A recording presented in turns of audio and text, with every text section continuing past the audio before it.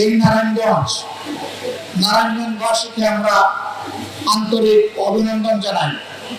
বিগত নির্বাচনে হাজার জাল-জালিয়াতি, সন্ত্রাস, কালো টাকার ছড়াছড়ি, ভয়ভীতি প্রদর্শন, হাজার জাতের মেকানিজম, ইঞ্জিনিয়ারিং সব কিছুকে উপেক্ষা করে আপনারা 11 দলীয় ঐক্যকে একটা আসন কমপক্ষে আপনারা উপহার দিতে পেরেছেন।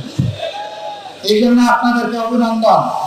আমরা বিশ্বাস করি নির্বাচন যেভাবে সুষ্ঠু হয়েছিল, তার ভোট গণনা এবং রেজাল্ট যদি, ফলাফল যদি সেইভাবে সুষ্ঠু হতো, অন্য আসনটিতেও অবশ্যই জোটের বিজয় হতো। বিজয় চিন্তাই করে নেওয়া হয়েছে। আমার সম্মানিত সহকর্মী উদাহরণ দিয়ে বলেছেন কিভাবে নেওয়া হয়েছে এবং কারা এর সাক্ষী।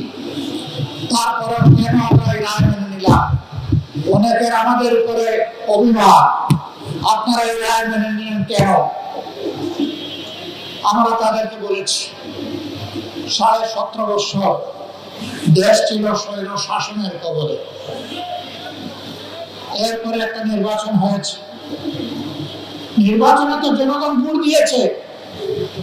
নির্বাচনের আগে তো বাসে, গাড়িতে, লঞ্চে, রাস্তাঘাটে, রাজপথে সব জায়গায় একই আওয়াজ উঠেছিল, দাঁড়িপাল্লা, দাঁড়িপাল্লা। একদিনে দুটো ভোট হয়েছে।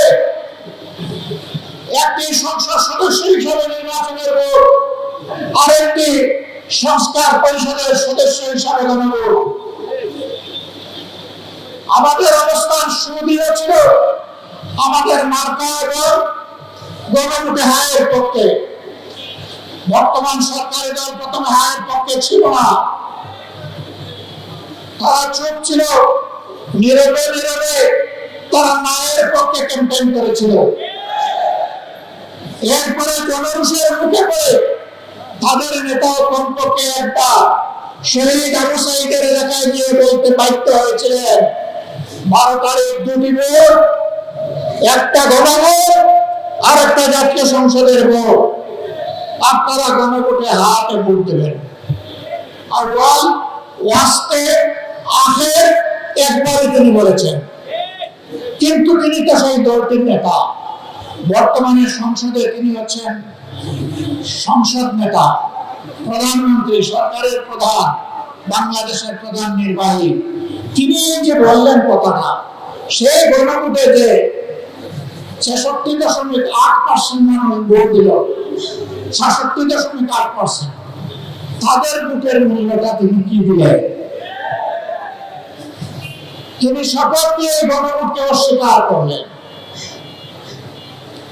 তার সহকর্মী যাকে বলা হয় তিনি সর্বমন্ত্রী, সব মন্ত্রণালয়ে তিনি আযানও দেন, একামতও দেন, মাঝে মাঝে তিনি সংসদে ফতোয়াও দেন।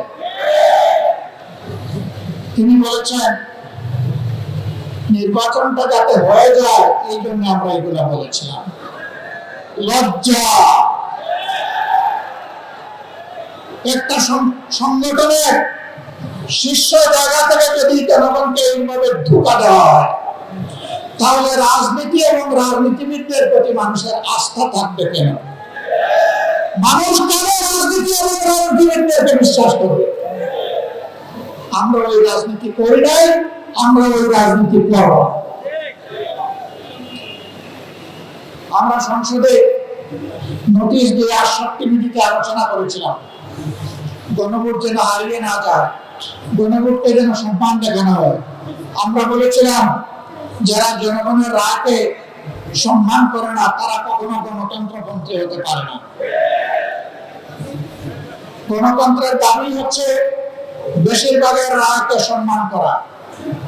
যেহেতু বেশিরভাগ জনগণ, প্রায় 70% জনগণ হায়ের পক্ষে ভোট দিয়েছে, অতএব সরকারকে রেফারেন্ডামের যে সংস্কার প্রস্তাব সবগুলা বাস্তবায়ন করতে হবে। তারা বলেছিল ভোটের আগে জনগণ যদি হায়ের পক্ষে রায় দেয়, তাহলে যেই সরকার গঠন করুক আমরা এই জনরায় পূর্ণ করতে, মানতে আমরা বাধ্য থাকবো। এখনো আহ্বান জানাই, সময় আছে, ফিরে আসেন। রেফারেন্ডাম মেনে নিন, মানুষের রায়ের প্রতি সম্মান দেখান। নইলে মনে রাখবেন, মানুষের রায়কে উপেক্ষা অগ্রাহ্য করে জোর করে যদি শাসন ব্যবস্থা চালাতে চান, এই জনগণ আপনাদের সামনে হিমালয় পর্বত হয়ে দাঁড়ায় যাবে। যে আমাদের রায়কে মানেন না, তাইলে এই দেশ আপনারা কিভাবে শাসন করবেন? জবাব দিতে পারবেন না। জনরায়কে সম্মান করুন। সম্মানিত ভাই এবং বন্ধুগণ, ইতিমধ্যে সরকার অনেক অঘটন ঘটিয়ে ফেলেছে। কেন্দ্রীয় ব্যাংকের গভর্নর নিয়োগ, ইসলামী ব্যাংক সহ বিভিন্ন ব্যাংকের দিকে কালো হাত, বিশ্ববিদ্যালয়ের যোগ্য ভিসিদেরকে সরিয়ে দিয়ে দলের একান্ত অনুগত দলের কর্মীদেরকে ভিসি হিসাবে বসায় দেওয়া, জেলা পরিষদের মতো গুরুত্বপূর্ণ জায়গায় নিজেদের দলীয় ক্যাডার এবং নেতাদেরকে প্রশাসক হিসেবে বসিয়ে দেওয়া, এইভাবে একটা দলীয় শাসন, এক দলীয় শাসন বাংলাদেশে কায়েম করার চেষ্টা করা হচ্ছে। ইতিহাস ভুলে গেলে হবে না। শেখ মুজিবুর রহমান সাহেব একদলীয় বাকশাল কায়েম করেছিলেন না, অর্ধ বছর ক্ষমতায় থাকতে পারেননি এর পরে। সুতরাং একদলীয় শাসনের দেশের মানুষ মেনে নেবে না। সংসদে দাঁড়িয়ে বিরোধী দলকে তুচ্ছ তাচ্ছিল্য করার এই সংস্কৃতি চালু করেছিল আওয়ামী লীগ। সবচেয়ে বেশি দাবি দিত বিএনপিকে, সাথে সাথে আমাদেরকেও একটু রাখতো, সার দিত না।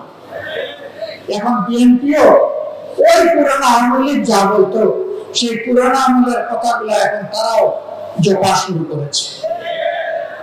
যে কথাগুলো জপতে জপতে আওয়ামী লীগ যে করছে দিল্লিতে, আপনারা সেই কথাগুলো জপতে জপতে কোথায় গিয়ে করবে? জনগণ এগুলা খায় না, তরুণ যুবসমাজ এগুলা শুনতে চায় না।